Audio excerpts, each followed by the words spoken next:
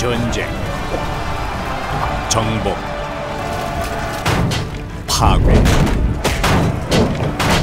과거의 역사에서 강대국이 자신의 힘을 과시하는 데 이보다 좋은 수단은 없었을 것입니다.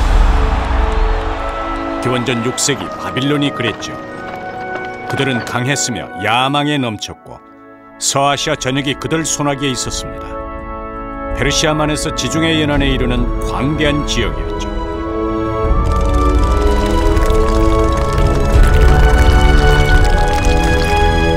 이 제국의 수도는 실로 놀라웠습니다. 둘레만 20km에 달했고 18만 명이 살았으며 거리엔 인도, 중국, 지중해 연안 국가들로부터 온 상품들이 넘쳐났습니다. 바빌론은 오늘날의 맨하튼이었습니다. 바빌론의 왕 네부카드네자르 2세는 정복자이자 건설왕이기도 했죠. 네부카드네자르 2세가 신이 아닌 사랑하는 한 여인을 위해 건설했다고 전해지는 이것, 바로 공중정원입니다. 지금으로부터 2600년 전 바빌론의 신전 에사겔에선 성대한 결혼식이 열립니다. 주인공은 바빌론의 젊은 왕 네부카드네자르 2세와 동북쪽 메디아 왕국에서 온 아미티스 공주였죠. 얼핏 평범해 보였지만 사실 이 결혼식은 엄청난 정치적 의도를 가지고 있었습니다.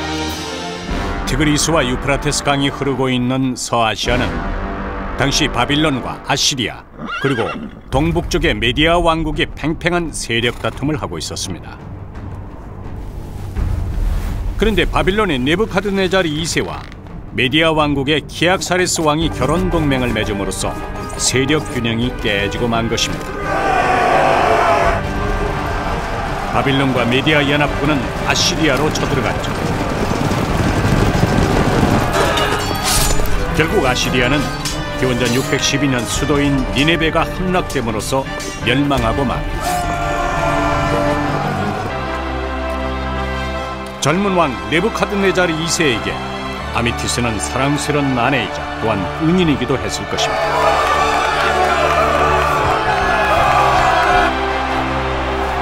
그리하여 네부카드네자르 2세는 세상에서 누구도 가질 수 없고 그 어떤 것보다도 아름다운 선물을 아미티스에게 주기로 했죠. 이것이 바로 그 유명한 공중정원입니다. 공중정원은 얼마나 아름다웠을까요? 훗날 그리스인들은 공중정원의 아름다움이 인간의 영역 밖이라고 생각했습니다. 그리하여 그들은 알렉산드리아에 있는 파로스 등대, 올림피아의 제우스상,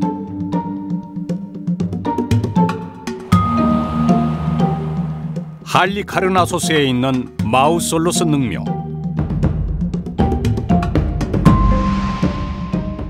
이집트 쿠프 왕의 피라미드, 그리고 에페소스의 아르테미스 신전, 로도스의 크로이소스 대거상과 함께 바빌론에 있는 공중정원을 세계 7대 불가 사이로 꼽는 데 주저하지 않았습니다.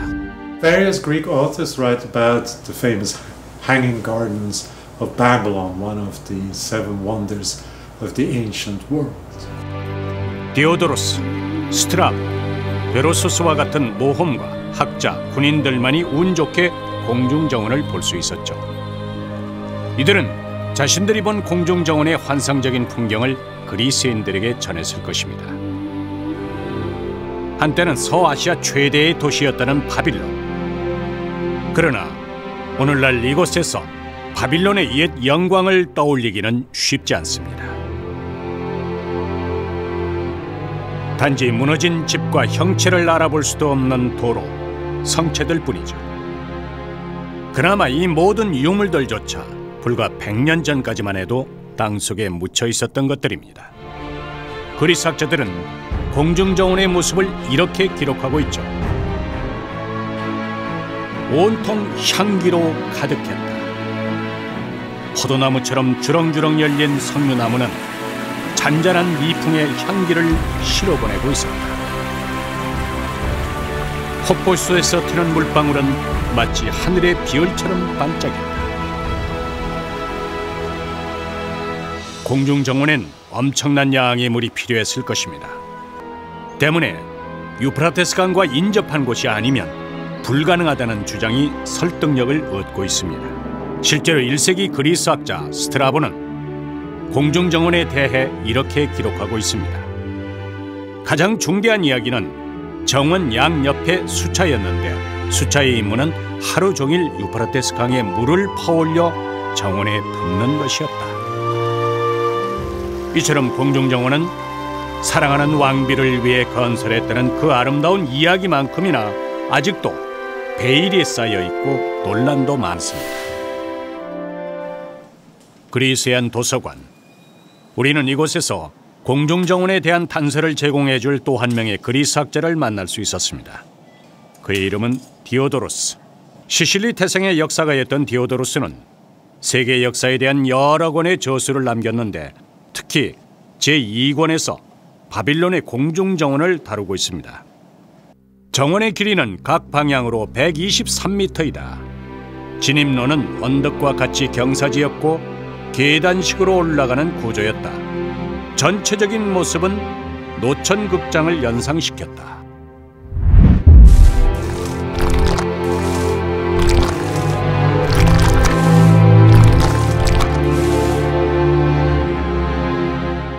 Josephus said that this king, Nebuchadnezzar, built this garden because of his wife, because he loved his wife, and his wife was Midian, and she was missing the mountains where she came from, and so he constructed these gardens for her in order not to miss her country so much.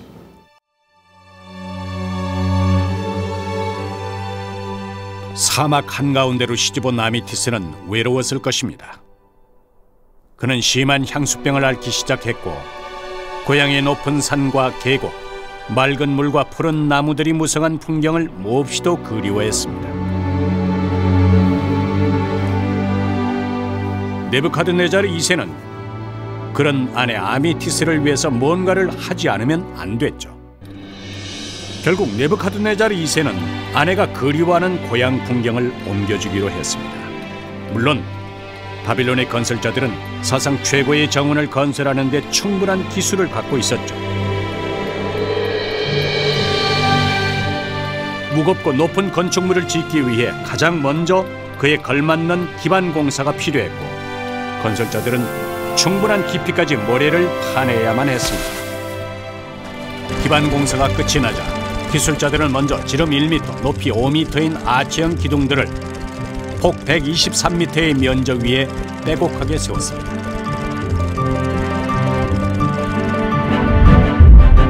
그리고는 그 위에 견고한 돌판을 얹은 다음 나무를 심을 수 있는 테라스를 남기고 다음 층을 지어갔습니다. 멀리서 바라본다면 마치 경기장의 관람석을 연상케 했을 것입니다.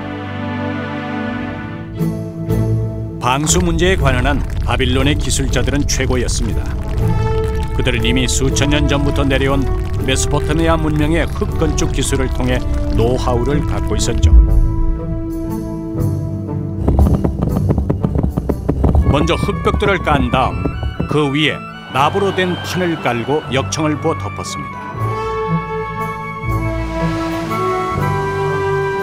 그리고는 그 위에 흙을 쌓아 나무를 심었던 것이죠.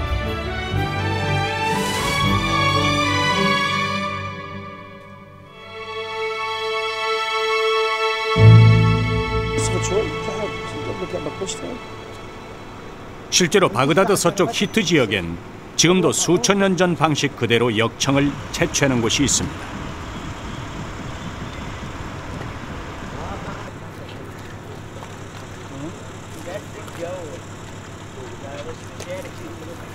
사람들은 손에 흙을 묻힌 다음 재빨리 무른 역청을 뜯어내 건축 하단이나 배의 밑창에 바르곤 합니다. 처음엔 무르나 금방 단단해지고 접착력이 좋아서 방수 효과인 최고의 재료죠.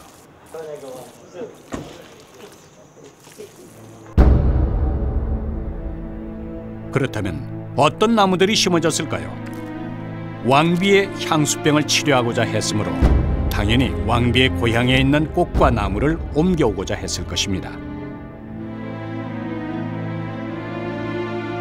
그곳은 바빌론으로부터 동북쪽으로 500km 떨어진 엑바타나였죠. 오늘날 이란 북부 하마단주의 주도인 이곳은 과거 엑바타나로 불렸으며 고대 메디아 왕국의 수도였습니다. 해발 4,000m에 달하는 자그로스 산맥 중 1,800m 고원에 위치하고 있어 서늘하고 강수량이 많은 곳입니다. 주로 농경과 목축을 통해 살고 있었던 메디아인들은 점차 북방을 잇는 무역로를 장악해가면서 부를 축적했고 이곳에 거대한 궁전과 정원을 건설했죠.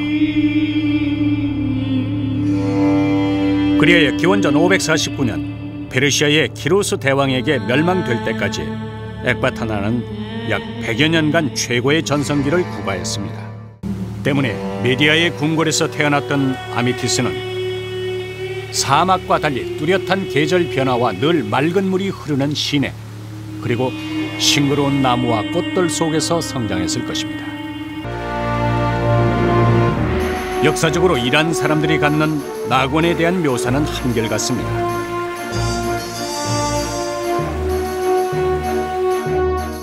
천국은 푸른 녹지로 돼 있고 아름다운 꽃과 열매가 가득하다. 그곳엔 꿀과 우유가 흐르며 수로와 연못이 많다. 이런 이란인들의 낙원에 대한 인식은 고대의 수많은 정원을 탄생시킨 배경이 됐습니다. 그러나 공중 정원은 나무를 구해오는 일부터 결코 쉽지 않았습니다.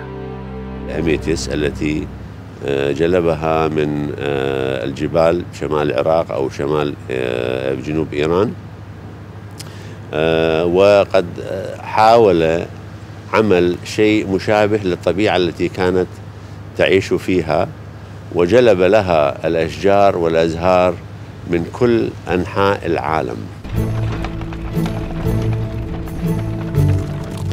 마차의 행렬이 장관을 이뤘을 것입니다. 짐꾼들은 석류나 야자나무 등 200여 종류의 수목과 함께 온갖 진귀한 꽃들을 바빌론으로 옮겼죠. 장렬하는 태양 아래서 나무들이 말라 죽지 않게 하는 것도 큰 문제였을 것입니다. 이제 마지막으로 해결해야 될 문제가 있습니다. 그건 엄청난 수량의 물을 어떻게 공급하느냐 하는 것이었습니다.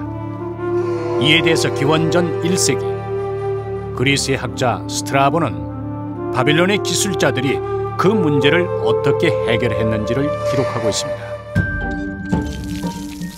수차는 정원 꼭대기에서부터 내려왔는데 계단과 평행하게 뻗어 있다. 수로였을 것으로 예상하나 아무도 그 내부를 들여다볼 수 없었다. 이것은 스크류 펌프를 통한 물 공급 방식을 떠올리게 합니다. 보통은 그리스의 아르키메디스가 발명한 것으로 알려졌지만 바빌론에선 이미 사용되고 있었던 것이죠. لقد ذكر المؤرخ الأغريقي ديودورس 40 قبل الميلاد بأن الجنان المعلقة كانت مؤلفة من 7 طوابق وهي أعلى من أعلى نقطة من الأسوار الداخلية بمسافة 20 متر تقريبا وهناك ثقب يخترقها من الأعلى إلى الأسفل وهناك مجموعة من الأدوات والآلات تشتغل داخل هذا الثقب لرفع الماء إلى الاستيجات أو إلى مناطق إرواء الجنان المعلقة. 이처럼 공중정원은 단지 하나의 정원이 아니었습니다.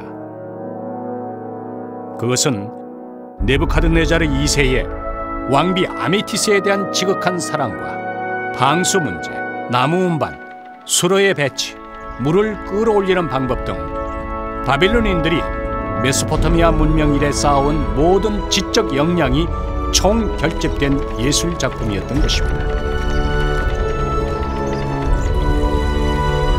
폭포처럼 떨어진 물은 혈관처럼 복잡하게 얽힌 수로를 따라서 정원 곳곳에 생명력을 불어넣었습니다.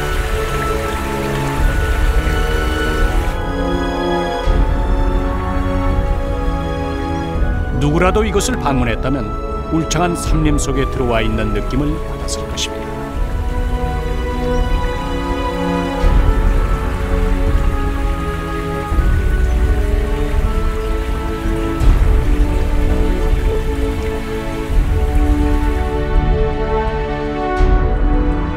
하지만 더욱 놀라운 것은 외부가 아닌 내부에 있었습니다. 기록에 의하면 공중정원 내부엔 100여 개가 넘는 크고 작은 방들이 있었으며 그 방들의 중앙엔 넓은 광장이 있었다고 전합니다.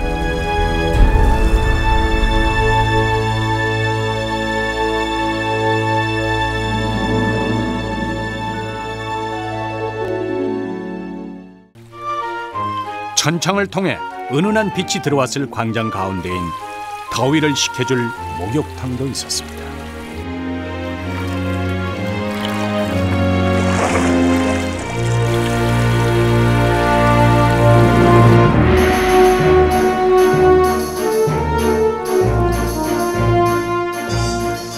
공중정원은 기원전 6세기 바빌론이라는 사막 한가운데 세워진 가장 완벽한 파라다이스.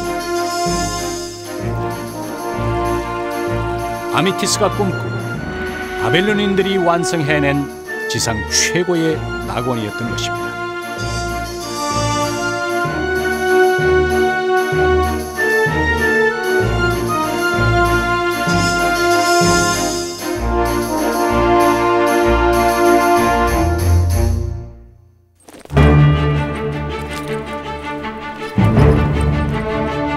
이처럼 고대 그리스인들이 세계 7대 불가사의로 불렀던 공중정원은 네부카드네자르 2세와 아미티스 공주의 사랑으로 건설됐습니다. 먼 북방에 있는 산악국가에서 사막 한가운데로 시집온 아미티스가 향수병에 걸리자 네부카드네자르 2세는 슬픔에 휩싸였습니다. 네부카드네자르 2세는 그녀가 그리워하는 고향의 풍경을 고스란히 그녀 곁에 옮겨줌으로써 아내인 아미티스를 위로해주고 싶었죠.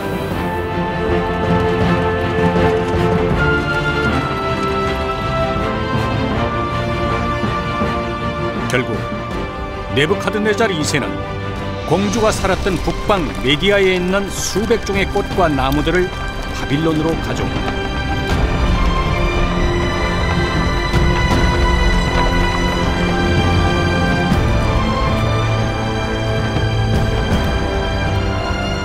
그리하여 바빌론의 불가사의한 건축물 공중정원이 탄생했던 것입니다.